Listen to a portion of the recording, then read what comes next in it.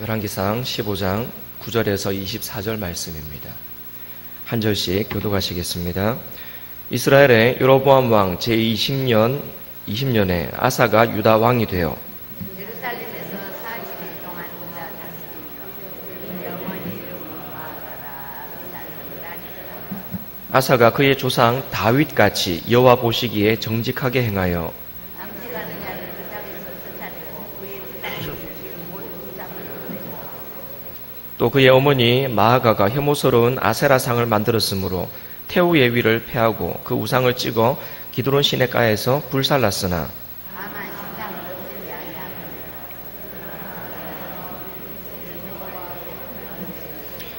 그가 그의 아버지가 성별한 것과 자기가 성별한 것을 여호와의 성전에 받들어 드렸으니 곧 은과 금과 그릇들이더라. 아사와 이스라엘 왕 바하사까지 생동한 세력이었습니다. 이스라엘의 왕 바하사가 유다를 치러 올라와서 라마를 건축하여 사람을 유다 왕 아사와 왕래하지 못하게 하려 한지라. 아사가 여호와의 성전과 아몬 왕과 그 시상에서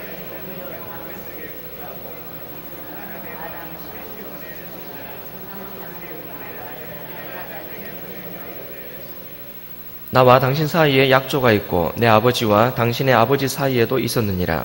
내가 당신에게 은금 예물을 보냈으니 와서 이스라엘의 왕 바하사와 세운 약조를 깨뜨려서 그가 나를 떠나게 하라 하매 다시 아사와 말씀하고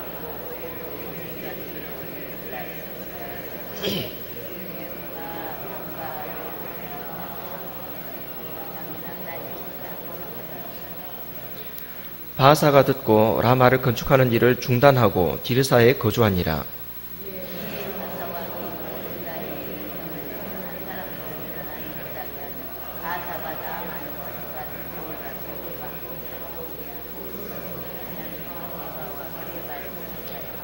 아사의 남은 사적과 모든 권세와 그가 행한 모든 일과 성읍을 건축한 일이 유다 왕 역대지락에 기록되지 아니하였느냐. 그러나 그는 늙음하게 발에 병이 들었더라.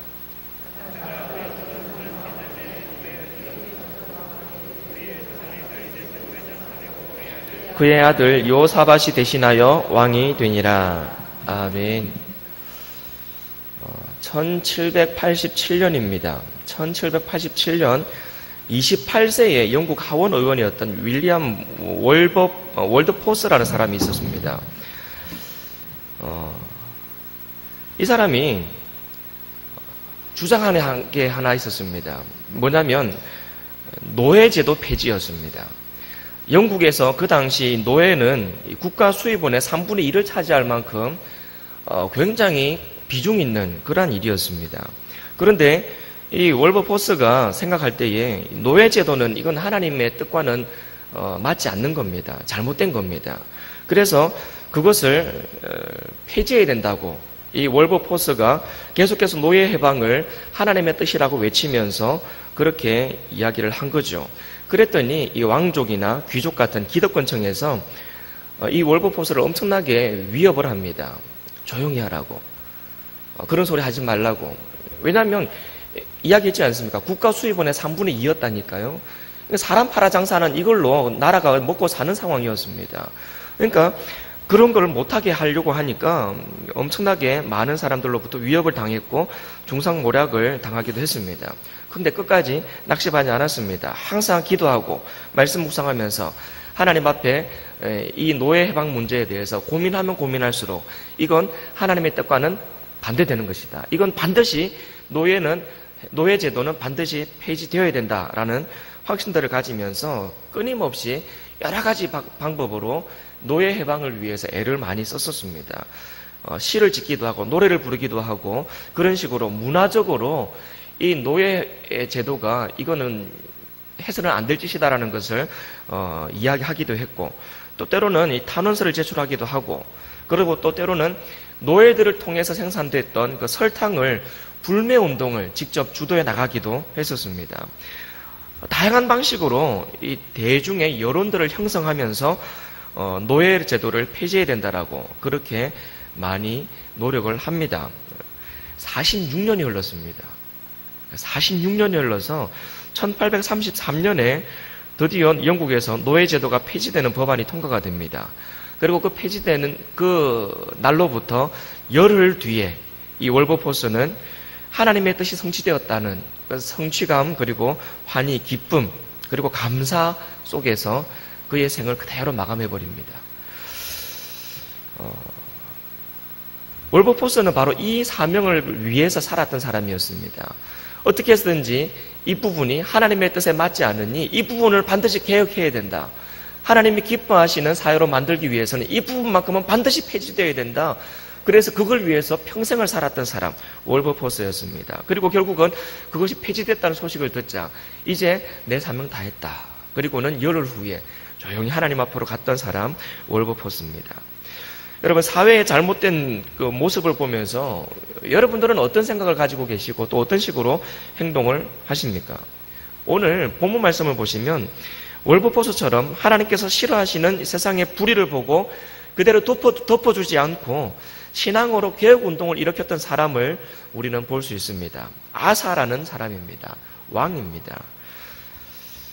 이 아사 왕이 개혁운동을 일으켜서 이 남유다죠. 남유다를 개혁해 나가기 시작하는데 이게 참 굉장히 놀라운 일이었습니다. 왜 놀라운 일이냐면요. 아사는 3대 왕입니다. 남유다의 3대 왕. 본래는 이 남유다가 있기 이전에는 이스라엘이 하나였죠. 본래는 이스라엘이라는 나라는 하나였습니다. 그래서 첫 번째 초대 왕이 사울이었고 두 번째 왕이 다윗이었습니다. 다윗 때에 다윗이 참 하나님 앞에서 하나님 마음에 합한 사람으로서 정치를 잘했고 나라를 잘 이끌었습니다. 하나님께 칭찬도 많이 받았습니다. 그런데 그 아들 솔로몬 때에 솔로몬이 나중에 우상숭배에 빠지게 되고 여러 가지 곁길로 가게 됩니다. 그러나 그 아버지 다윗 때문에 솔로몬 때에는 그 나라를 어떻게 하지 않고 그대로 유지를 시켜줬고 그 아들 때였던 르호보암 때에 그 나라가 반으로 쪼개지게 됩니다. 북이스라엘과 남유다로. 물론 르호보암 자체가 하나님 앞에서 많은 죄를 지었고 하나님 마음에 들지가 않았었습니다. 그래서 사울과 다윗 그리고 솔로몬까지는 통일왕국이라고 그럽니다. 이스라엘이라고 하는 하나의 나라의 왕이었고 이 솔로몬 이후에 르호보암과 또 반란을 일으켰던 여로보암이라는 사람을 통해서 북이스라엘과 남유다로 반으로 나라가 쪼개지게 됩니다. 그리고는 이제 이 남유다의 1대 왕이 르호보암이었고 2대 왕이 그 아들 아비암이었고 세 번째 왕이 아사 왕인 겁니다. 오늘 본문에 나오는 아사 왕. 그런데 르호보암 왕도 하나님 앞에서 악한 왕이었고 그 아들이었던 아비암도 하나님 보시기에 정말 악한 왕이었습니다. 그런데 그 아들인 아사가 믿음으로 살겠노라고 다짐하고 결심하고 이와 같은 신앙 개혁 운동을 일으켜 나가는 거죠. 여러분 생각해 보십시오. 이 아사가 어릴 때부터 보고 배운 것은 할아버지 르호보암이 자기 마음대로 사는 거였습니다. 우상 숭배하면서 하나님 마음에 옳지 않게 행동하는 삶을 보고 살았습니다. 할아버지만 그런 것이 아니라 아버지 아비암도 똑같았습니다. 다윗의 길로 행하지 아니하였다라고 성경에서는 이야기하거든요. 다윗하고는 전혀 다른 삶의 모습을 살았던 거죠. 우상 숭배하고 하나님이 싫어하시는 것만 골라서 하면서 그렇게 많이 악하게 살았던 거죠. 그런데 르호보암의 손자고 이 아비암의 아들인 아사가 믿음으로 살겠노라고 다짐을 하는 겁니다. 그리고 믿음으로 살겠노라고 다짐만 했을 뿐만 아니라 실제로 행동으로 옮기는 거죠. 우상을 찍어 버립니다. 그리고 많은 이 남색하는 자들 땅에서 쫓아내버리고 조상들이 지은 모든 우상들을 없애버리고 그리고 심지어 그의 어머니였던 마아가가 혐오스러운 아세라상을 만들기 때문에 그 어머니를 태우에 위해서 패합니다. 그리고는 그 우상을 찍어서 기드론 신옥가에 가서 불살라 버렸다라고 나옵니다. 그리고 14절을 보니까 다만 산당은 없애지 아니했다 나오는데 다른 역대하 말씀이 사실 이와 똑같은 내용을 기록하고 있거든요. 근데 거기에는 산당도 없앴다고 나옵니다. 이게 무슨 얘기냐면요. 없애긴 없앴는데 다 없애지는 않은 것 같아요. 그래서 일부는 남겨놓은 것 같아요. 어쨌든 없애려고도 노력도 했었습니다. 어쨌든 많은 부분에서 이 아사왕은 그가 할 수 있는 범위 내에서 많은 신앙적인 개혁을 시도해 나갔다라는 겁니다. 그리고 주도해 나갔습니다. 그리고 많은 부분에서 성취까지 해 나갔습니다. 어떻게 이럴 수가 있느냐 이거죠. 아니 평생에 보고 배운 거라고는 죄 짓는 것밖에 못 봤을 텐데 우상숭배하고 우상숭배하는 그것을 당연하게 받아들이는 그러한 가정 환경에서 그런 사회적인 분위기에서 살았을 텐데 어떻게 이런 일이 있을 수 있는가? 하나님의 은혜죠. 이스라엘을 사랑하시는 이 이스라엘 백성들을 사랑하시는 그래서 이들을 하나님 안에서 믿음으로 다시 한번 일으키시기를 원하시는 하나님의 은혜입니다. 그 하나님의 은혜가 오늘 이 땅에도 있기를 원하고 우리 교회도 있기를 원하고 우리 가정에도 있기를 간절히 원합니다. 비록 우리가 자녀들에게 좋은 모습을 다 보여주지는 못하지만 우리 기성세대들이 자녀들에게 정말 본이 될 만한 모습을 다 보여주지는 못하지만 그럼에도 불구하고 이 땅을 사랑하시는 하나님, 교회를 사랑하시는 하나님, 그 하나님의 긍휼하심으로 믿음의 세대가 자라 올라가기를 간절히 원합니다. 믿음의 세대가 우리 교회에서, 우리 가정에서 자라 올라가기를 원합니다. 하나님께서 정말 부족하고 연약하지만 그러나 우리 속에서 하나님의 사람들을 세우셔서 그들을 통해서 가정이 믿음의 가정으로 더욱더 우리보다 더 나은 믿음의 가정으로 세워지고 우리 교회가 우리 때보다 더 든든한 믿음의 교회로 정말 건강한 교회로 세워지고 그들로 인해서 이 나라 이 민족이 밝아지고 그들을 통해서 세계로 이 복음 들고 뻗어나가는 우리 청년들 그런 청년들이 나타날 수 있기를 간절히 바랍니다. 그렇다고 해서 우리가 마음대로 살아서는 안 되겠죠. 하나님 앞에 기도해야 되겠습니다. 하나님, 우리 가운데도 이런 자녀들이 나타나게 하옵소서. 우리 가운데도 이와 같은 다음 세대들이 자라 올라가게 하옵소서. 우리 교회 청소년들, 교육부서들 참 환경도 열악하고 숫자도 적고 그렇지만 그럼에도 불구하고 이 안에서 믿음의 자녀들이 자라올라서 그들을 통해서 세상이 개혁되어지는 세상이 변화되는 그러한 믿음의 아들들이 믿음의 딸들이 자라올라가게 하옵소서. 여러분 기도하시기를 바랍니다. 그리고 하나님의 마음이 머무르는 그곳에서 반드시 그런 믿음의 세대는 자라올라오게 될 것입니다. 여러분 우리 은광교회에서 그런 자녀들이 자라나게 될 것입니다. 이 믿음 가지고 우리 자녀들을 더욱더 위하여 기도하고 이들을 잘 양육하는 우리의 모습 될 수 있기를 간절히 바랍니다. 때로는 우리 가정은 참 불신 가정이다. 이 속에서 나 혼자 믿음 생활하고 있는데 참 힘들다 생각을 할지도 모르겠습니다. 어떤 사람들은 우리 직장에서 예수 믿는 사람이 나밖에 없는데 참 외롭기도 하고 참 불편하다라고 생각이 들지도 모르겠습니다. 주변 사람들이 너무나 많이 악하고 세상이 타락하다 보니 이 속에서 내가 믿음 지키고 살아가는 것이 참 힘들다, 어렵다라는 생각을 할지도 모르겠습니다. 그런데 하나님은 그러한 곳에서도 믿음의 불모지에서도 믿음으로 서는 사람, 그런 사람들을 세워가시는 하나님이신 것을 믿으시기를 바랍니다. 여러분 우리 다음 세대만 자꾸 생각하지 마시고 다음 세대도 우리가 기대해야 되겠지만 내가 먼저 하나님 앞에서 믿음의 사람으로 세워질 수 있기를 간절히 바랍니다. 어떻게 그럴 수가 있는가? 주변 환경이 다 악한데 어떻게 그럴 수가 있는가? 주변 사람들이 전부 다 예수 안 믿는 사람이고 전부 다 우상 숭배하는 사람이고 전부 다 하나님과는 거리가 먼 사람인데 그러나 그 속에서도 아사왕 같은 왕이 나타나는 겁니다. 그런 환경 속에서도 믿음의 불모지 속에서도 여러분 같은 믿음의 신앙의 사람들이 생겨나는 거죠. 여러분 이 믿음 소유할 수 있게 된 것이 하나님의 은혜입니다.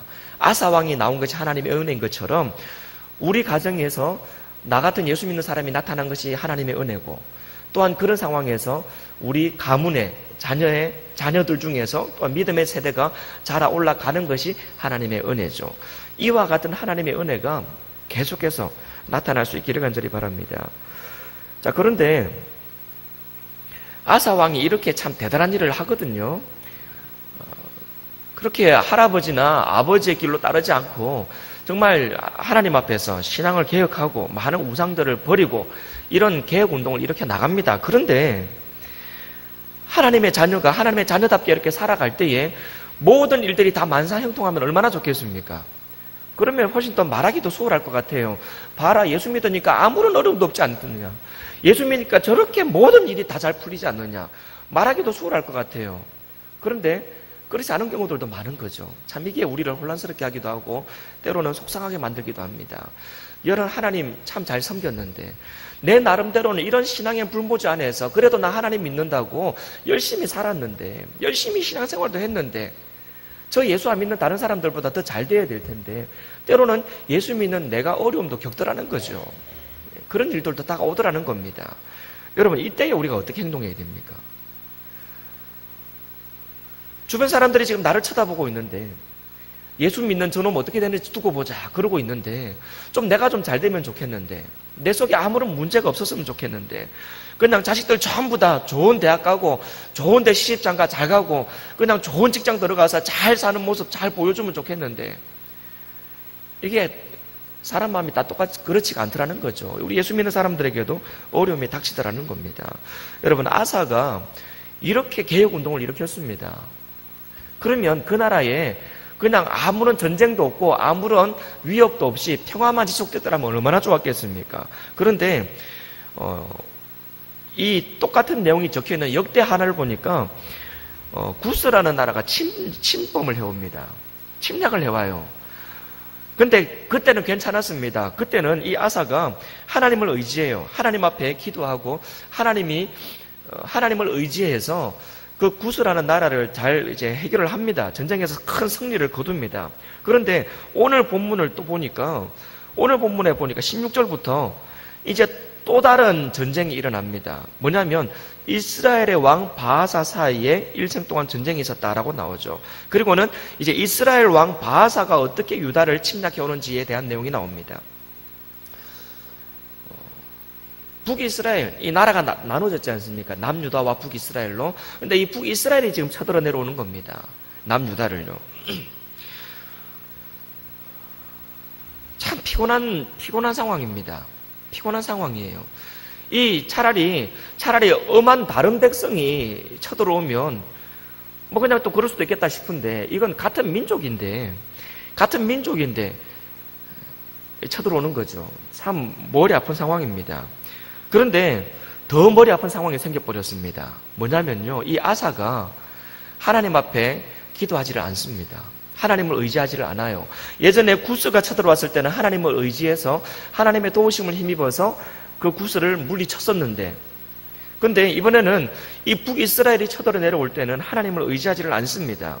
오히려 아람이라는 나라에 도움을 요청합니다. 그 아람 왕에게 좀 도와달라고 요청을 합니다.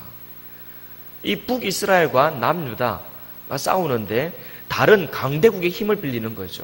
와서 우리 좀 도와달라고. 그리고는 왕궁에 그리고 성전에 있는 모든 금, 은, 보석들, 돈 될 만한 것들을 다 갖다 바치면서 좀 도와달라고 그렇게 부탁을 합니다. 자, 이 내용이 또 역대하를 보니까 선견자 하나니에게 큰 책망을 받았다고 나옵니다. 잘못했으니까요. 아니, 하나님의 백성이 하나님 앞에 의지해야지. 전쟁의 모든 전쟁은 하나님께 속한 것이라는 것이 믿는 사람들의 신앙 고백인데, 전쟁이 일어났을 때에 하나님 앞에 매달렸어야지. 이미 예전에 구스가 쳐들어왔을 때는 그렇게 했으면서 이번에는 그렇게 하지 않았다는 거죠. 그래서 하나님에게 큰 책망을 받습니다. 왜 하나님을 의지하지 않았느냐고 책망을 받았죠. 왜 세상의 왕을 의지했느냐. 만약에 이번에도 또 하나님을 의지했더라면 하나님께서 승리를 주셨을 텐데 왜 하나님을 의지하지 않고 엉뚱한 사람을 의지했느냐라는 책망을 받았습니다. 참 이게 사람입니다. 사람이 한결같으면 참 좋겠는데, 한결같이 믿음 안에서 살면 참 좋겠는데, 한결같이 신앙으로 살면 참 좋겠는데, 분명히 믿음으로 살던 때도 있지만 또 이렇게 넘어지는 때도 있는 거죠. 아람 왕에게 의지합니다. 아람 왕을 의지합니다. 막 돈을 주고 보석을 다 보내주면서 도와달라고.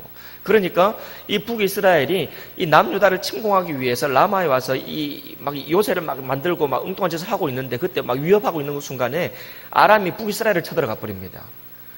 북이스라엘 쳐들어와서 여기저기를 공격을 하는 거죠. 그러니까 북이스라엘이 남유다에 신경을 쓸 수가 없는 겁니다. 자기 나라가 지금 침공당하고 있으니까. 그래서 다시 올라갑니다. 후퇴해서 다시 올라가서 남유다가 위기를 모면하게 됩니다. 위기는 모면했지만 하나님으로부터 큰 책망을 당하게 되죠. 한결같았어야 되는데, 한결같이 하나님을 믿었어야 되고 하나님을 신뢰했어야 되는데, 하나님을 신뢰하지 않은 채 세상의 왕을 신뢰했던 그 아사 왕의 연약한 모습이었습니다. 믿음의 삶이라는 것이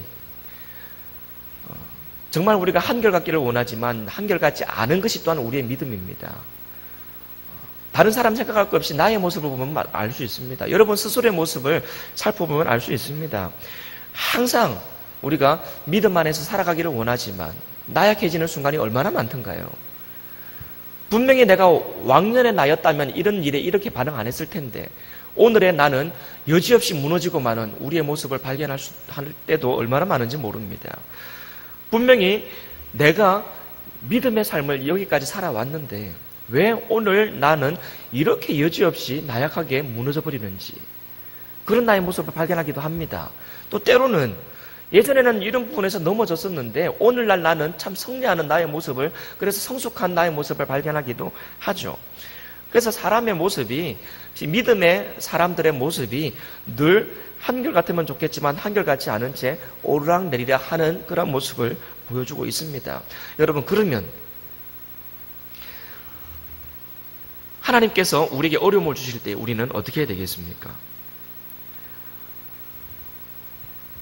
믿음으로 살아가려고 하는 사람들은 다가오는 문제나 어려움을 믿음으로 이겨내야 됩니다.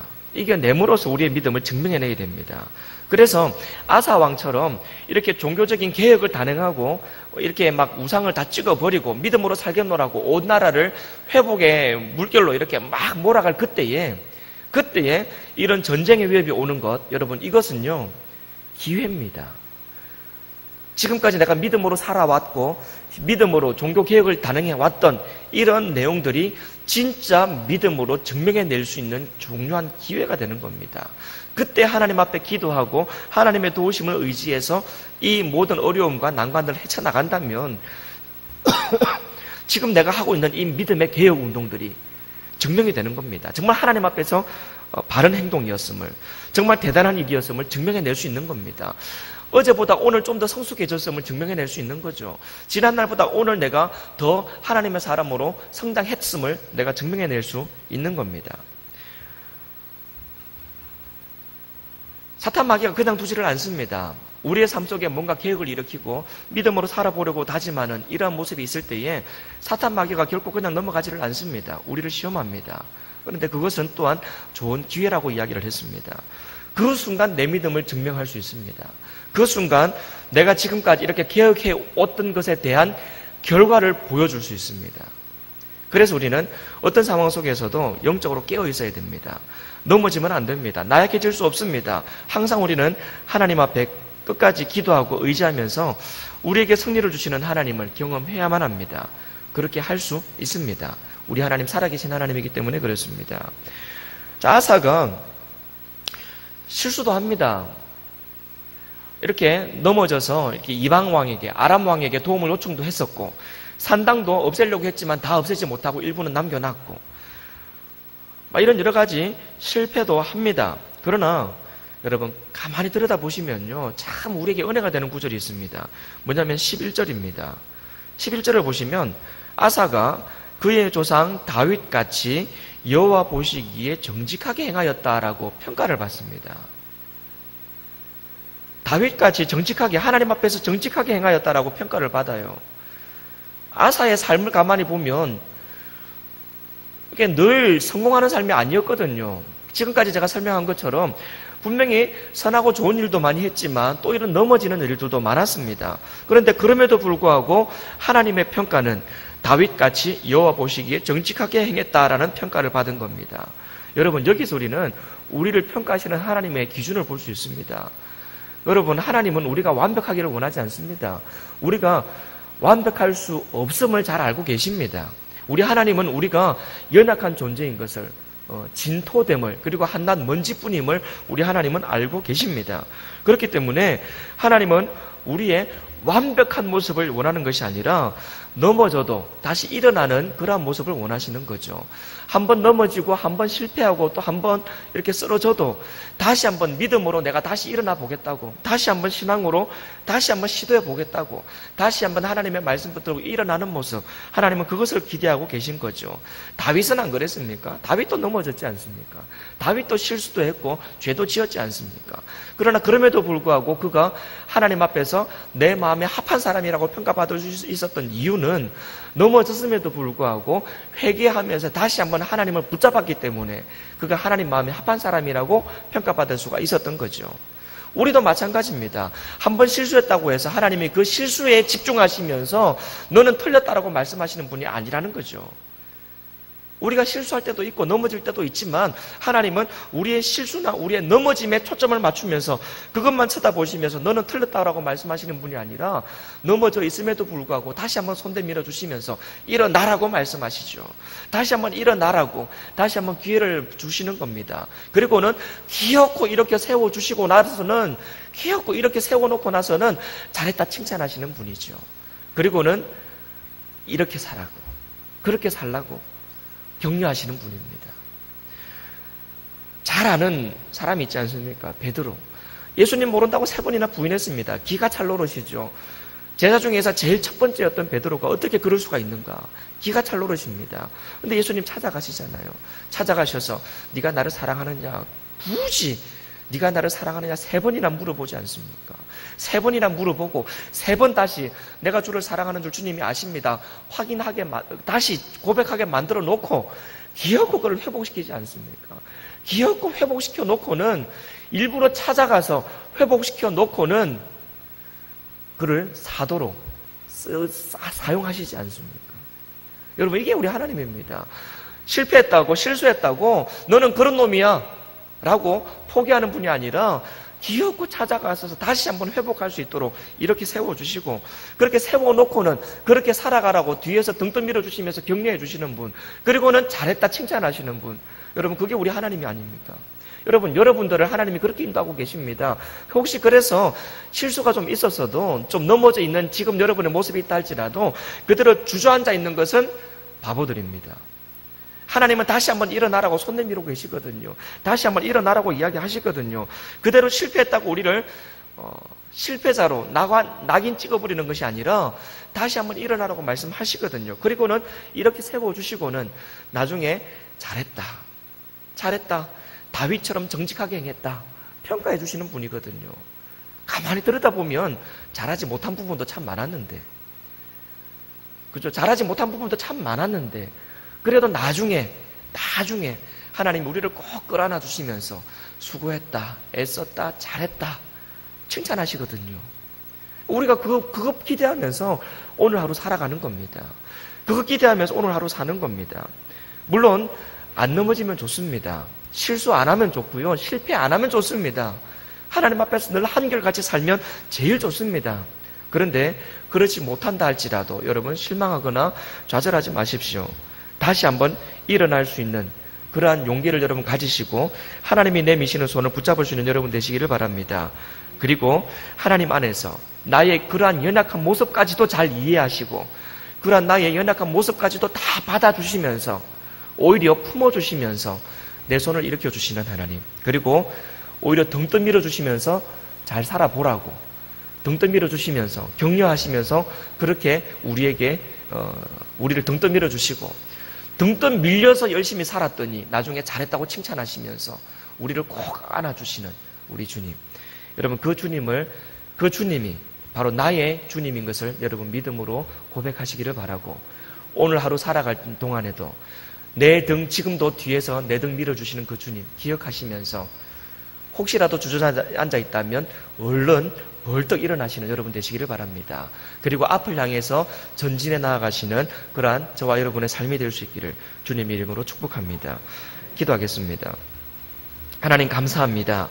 많이 부족하지만 연약하지만 그럼에도 불구하고 우리를 사랑하시면서 하나님의 사람으로 세워주시니 참 감사를 드립니다.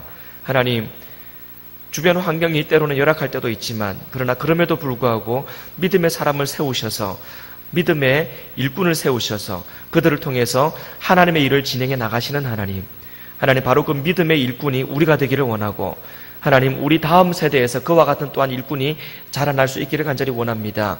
우리 가정에 우리 교회에 이 나라 이 민족을 책임지고 온 세계를 짊어질 믿음의 자녀들이 자라 올라올 수 있도록 주님 도와주옵소서. 그래서 우리 세대보다 우리 다음 세대가 더욱더 믿음의 세대 될 수 있도록 주님 도와주옵소서. 우리의 연약함까지도 다 잘 이해하시면서 용납하시면서 다시 한번 기회를 주시고 다시 한번 하나님의 사람으로 세워주시는 하나님 앞에 감사를 드립니다. 하나님, 그 하나님을 믿는 믿음 안에서 주저앉아 있지 말게 하시고 다시 한번 일어나서 주님 손 꼭 붙잡고 앞을 향해서 달려나가는 우리의 믿음의 삶이 될 수 있도록 도와주옵소서. 이 길 끝에 우리를 향해서 두 팔 벌리고 계신 우리 주님을 기대합니다. 나를 꼭 안아주시면서 잘했다, 수고했다 칭찬해 주실 하나님을 기대합니다. 그 주님 기대하며 오늘 하루 믿음으로 살아가게 하여 주옵소서. 감사드리며 살아계신 예수님의 이름으로 기도합니다. 아멘.